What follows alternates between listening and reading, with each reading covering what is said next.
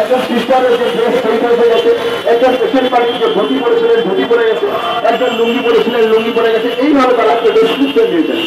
কিন্তু সেই ডেসক্রিপশনের পর ওই ব্যক্তিটা কে সেটা তারা আইডেন্টিফাই করতে পারছেন না।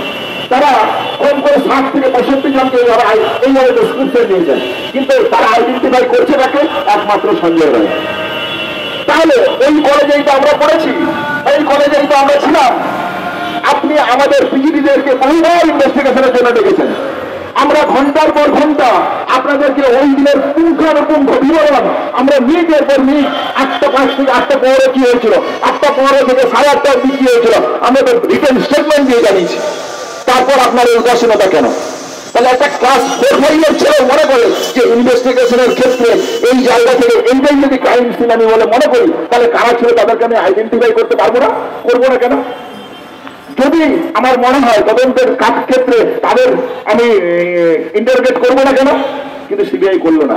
তাহলে যে কোনো শুরুতে বলছিলাম যে কলকাতা পুলিশ ঠিক যে চোখ দেখিয়েছে সিবিআইকে, সিবিআই ঠিক সেই চোখ দিয়ে দেখছে।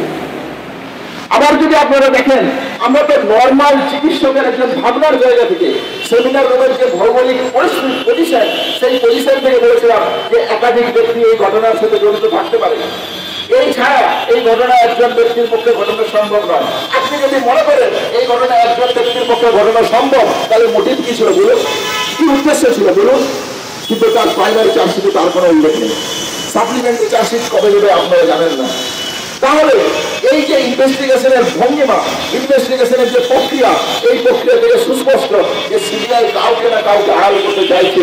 যার সাম্প্রতিক আমার সংযোজন ফরেন্সিকের যে রিপোর্টে বলা হচ্ছে যে কথা শুরুতে বলছিলাম যে বাকি যে স্যাম্পেলগুলো কালেক্ট করা হয়েছিল সেই রিপোর্টগুলো কোথায়?